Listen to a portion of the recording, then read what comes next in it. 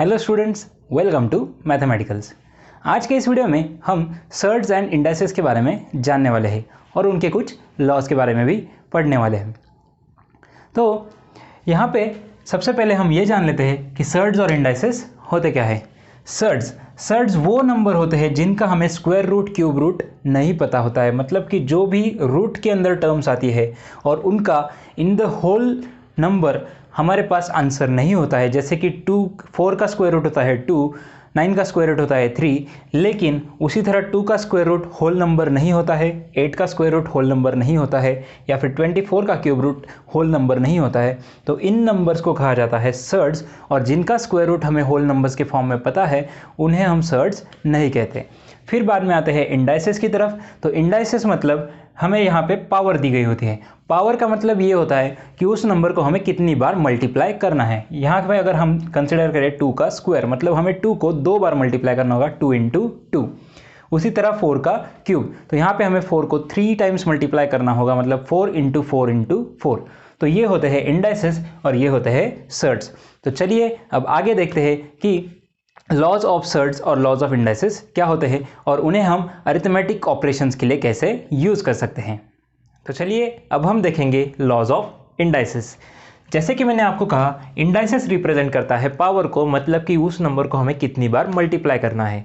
लेकिन अगर आपके पास ऐसा कुछ आ जाता है एग्जाम्पल में कि मतलब एक ही नंबर है जिसको हमें पहले m पावर देनी है, फिर बाद में n पावर, और उन दोनों नंबर्स का मल्टीप्लिकेशन है, मतलब दोनों टर्म्स का मल्टीप्लिकेशन है, उस समय हम उस बेस का जो नंबर है उसे एक ही बार लिखेंगे और जो दो अलग अलग पावर्स है उनकी हम कर देते हैं एडिशन। मतलब मल्टीप्लिकेशन अगर दो नंबर्स का जिनके इंडाइसेस अलग अलग है लेकिन जो बेस नंबर है वो सेम है, तो उसका हम आंसर लिख सकते हैं a to the power m plus n। मतलब नंबर को एक ही बार लिखेंगे और पावर की हम कर देंगे एडिशन। बाद में उसी तरह अगर उन दोनों टर्म्स का डिवीजन होता है और बेस टर्म सेम है, पावर अलग अलग है, तो हम करते हैं सब्ट्रैक्शन। न्यूमरेटर होता है पॉजिटिव और डिनोमिनेटर बन जाता है नेगेटिव। फिर आते हैं a⁻m⁻n की तरफ। तो यहाँ पे जो पावर टू द पावर है उनका हो जाता है मल्टीप्लिकेशन। बाद में अगर दो अलग अलग टर्म्स है और दोनों की पावर सेम है तो हम उन्हें दोनों को एक ही ब्रैकेट में लिखकर कॉमन पावर भी दे सकते हैं। उसी तरह अगर दो अलग अलग टर्म डिवीजन में है और दोनों की पावर सेम है तो उन्हें हम डिवीजन में ब्रैकेट के अंदर लिखकर उनको एक ही कॉमन पावर दे सकते हैं। और आखिरी होता है a⁻0, मतलब किसी भी टर्म की अगर पावर 0 होती है तो उसका आंसर होता है 1। तो चलिए अब इनके ऊपर हम कुछ एग्जाम्पल सॉल्व करते हैं। मान लीजिए आपको दिया गया है 2⁻3 × 2⁻2, तो आप इसे लिखेंगे 2⁻3 + 2। मतलब ये जो बेस नंबर है उसे हमने एक ही बार लिखा और जो पावर थी उसे हमने कर दिया ऐड। तो यहाँ पे बन जाएगा 2�5। तो इसका आंसर आप निकाल सकते हैं बहुत ही आसानी से। अब अगर हम देखना चाहें कि डिवीजन के लिए हम क्या करेंगे, तो अगर मान लीजिए आपको कहा गया है 3⁻1/3⁻2, तो इसे हम लिखेंगे 3⁻1 - 2, मतलब हो जाता है 3⁻1। अब यहाँ पे एक बात इंपॉर्टेंट है कि 3⁻1 मतलब होता है 1/3⁻1। जैसे कि यहाँ ये जो पावर का 2 था वो ऊपर आके नेगेटिव बन गया था, वैसे ही यहाँ ये जो -1 है वो नीचे जाके बनेगा पॉजिटिव। तो इस तरह से आप अगर डिनोमिनेटर में किसी नंबर की पावर होती है और उसे आपको न्यूमरेटर में लिखना है तो आप ऐसे उसकी पावर को नेगेटिव कन्वर्ट करके लिख सकते हैं। अब आगे आते हैं एक ही नंबर की दो। यहाँ पे हम लिख सकते हैं कि 4⁻2 और पावर में है और 2, तो यहाँ पे ये बन जाएगा 4⁻2 × 2, मतलब कि 4 to the power 4। उसी तरह इसका एग्जाम्पल अगर हम लेंगे तो 4⁻2 × 3⁻2, तो यहाँ पे इन दोनों नंबर का हम मल्टीप्लिकेशन लिख देंगे 4 × 3, और पावर में ये जो 2 है वो हम कॉमन ले सकते हैं।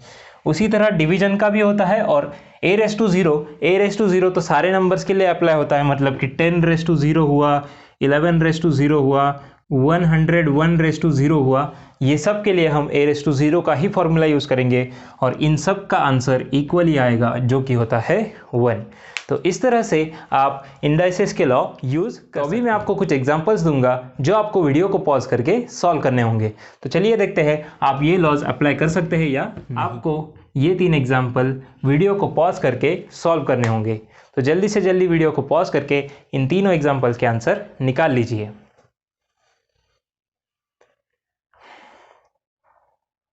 तो चलिए देखते हैं कि आपके आंसर सही आए हैं या नहीं। यहाँ पे जैसे कि आप देख सकते हैं दोनों टर्म्स की पावर सेम है, तो हम इन्हें दोनों टर्म्स को एक ब्रैकेट में लिखकर कॉमन पावर दे देंगे तो भी चलेगा। यहाँ पे ऐसे भी पावर 1 है तो वो नंबर वही आने वाले हैं, लेकिन अगर यहाँ पावर होती है 7 तो यहाँ पे बन जाएगा 2 × 3 to the power 7। तो आप कुछ इस तरह के एग्जाम्पल्स भी कंसिडर कर सकते हैं। बाद में हम देखेंगे 3/2 और 3/3, ये दोनों मल्टीप्लिकेशन में है, बेस सेम है, तो हमारा पहला रूल जो कि होता है 3 को एक ही बार लिखेंगे और जो पावर्स है उनकी हम कर देंगे एडिशन। बाद में आते हैं 709 to the power 0, यहाँ पे ये वाला रूल अप्लाई होगा जो कि होगा आंसर 1। किसी भी नंबर को पावर में 0 होता है तो उसका आंसर 1 होता है। तो इस तरह से आप लॉ ऑफ इंडाइसेस फॉलो कर सकते हैं मैथमेटिक्स के एग्जाम्पल सॉल्व करने के लिए। तो चलिए अब आगे बढ़ते हैं लॉ ऑफ सर्ट्स की तरफ। तो चलिए देखते हैं लॉज ऑफ सर्ट्स। यहाँ पे है फर्स्ट लॉ जो कि है nth रूट ऑफ a। जब भी हमें nth रूट कहा जाता है तो उसे हम 1/n ऐसे भी लिख सकते हैं। मतलब जब हमें पावर इंडाइस में होता है मतलब कि 2, तो उसे हम डायरेक्टली 2 लिखते हैं, लेकिन स्क्वायर रूट का मतलब होता है उसका रेशो मतलब 1/2। उसी तरह अगर दो टर्म्स का मल्टीप्लिकेशन और उसका nth रूट है तो हम इन दोनों टर्म्स को nth रूट सेपरेट देकर उनका सेपरेट मल्टीप्लिकेशन भी कर सकते हैं। उसी तरह डिवीजन में भी हम अलग अलग टर्म्स अलग अलग रूट देकर उनका डिवीजन कर सकते हैं। बाद में आता है ये वाला, यहाँ पे है nth रूट और उसी टर्म की पावर है n, तो यहाँ पे पावर n और रूट कैंसिल हो जाता है और बच जाता है सिर्फ जो हमारा बेस नंबर है जो कि है a। फिर आते हैं इस तरफ जहाँ पे है mth रूट और उसके नीचे और एक और nth रूट a। तो यहाँ पे जैसे कि हमने पावर में देखा था a⁻m⁻n था तो दोनों पावर की मल्टीप्लिकेशन हो गई थी, उसी तरह यहाँ पे भी ये जो दोनों रूट है उनकी पावर की मल्टीप्लिकेशन हो जाएगी मतलब m × n root of a। फिर आते हैं इस तरफ, यहाँ पे nth रूट a⁻m है, तो यहाँ पे ये m जो पावर है बाहर उसे हम अंदर ले सकते हैं। मतलब कि अगर हमें अंदर उसकी पावर का आंसर आता होगा तो हम उसे अंदर लेकर सिंप्लीफाई कर सकते हैं। तो चलिए अब हम आगे कुछ एग्जांपल्स देख लेते हैं। यहाँ पे अगर मान लीजिए आपके पास होता है क्यूब रूट ऑफ 4। हमें क्यूब रूट ऑफ 4 तो पता नहीं है, लेकिन हम क्यूब रूट ऑफ 4 को कुछ इस तरह से लिख सकते हैं कि उसकी पावर हम सेपरेट कर देंगे। उसी तरह अगर आपको ये वाला रूल अप्लाई करने के लिए कोई एग्जांपल आता है तो वो बन जाएगा कुछ इस तरह से जो कि है 2 × 3 का स्क्वायर रूट। तो आप यहाँ पे कर सकते हैं 2 का स्क्वायर रूट सेपरेट × 3 का स्क्वायर रूट सेपरेट। अब आप इनको आगे to the power 1/2 to the power 1/2 में भी कन्वर्ट कर सकते हैं। फिर ये एग्जाम्पल तो सेम ही है, हम ये कंसिडर करेंगे। यहाँ पे अगर मान लीजिए आपको कहा जाता है स्क्वायर रूट ऑफ 6 की पावर है 2, तो यहाँ पे स्क्वायर रूट और ये जो पावर है 2 वो चली जाएगी और सिर्फ बचाता है 6।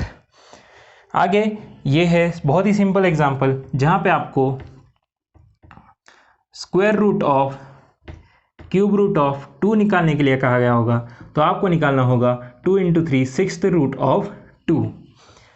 और ये है लास्ट जहाँ पे अगर कहा गया है 4th रूट ऑफ 7 निकालना है और उसकी पावर टोटल है 3, तो यहाँ पे हम ऐसे भी लिख सकते हैं कि 4th रूट ऑफ 7 क्यूब। तो इस तरह से आप ये सारे लॉज ऑफ सर्ट्स इन कुछ सर्ट्स में अप्लाई कर सकते हैं। तो चलिए अब मैं आपको कुछ एग्जांपल्स दूंगा जिनको आपको सॉल्व करना है। तो आपको ये एग्जांपल्स वीडियो को पॉज करके जल्दी से जल्दी सॉल्व करने हैं।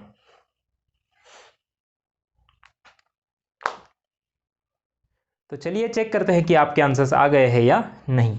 तो सबसे पहले क्यूब रूट ऑफ 3, ये तो हमें पता नहीं है तो इसे हम लिख देंगे 3 to the power 1/3। जैसे कि मैंने यहाँ पे ये रूल लिखा है कि जो भी रूट होता है उसकी पावर हो जाती है 1/n में। उसी तरह यहाँ पे भी आप ये कैंसलेशन भी कर सकते हैं और अगर आपको सेपरेट लिखना है तो सेपरेट भी लिख सकते हैं, जैसे कि square root of 6 upon square root of 3। फिर आते हैं यहाँ पे 7th रूट और 7 पावर, ये दोनों को हो जाएगी कैंसिल, सिर्फ बचता है हमारा बेस टर्म जो कि है 4। तो इस तरह से आप बहुत ही आसानी से laws of surds mathematical expressions में अप्लाई कर सकते हैं सिंप्लीफिकेशन पर्पस के लिए। तो अगर आपको ये वीडियो पसंद आया है, इस वीडियो को लाइक और शेयर कीजिए और चैनल को सब्सक्राइब कीजिए।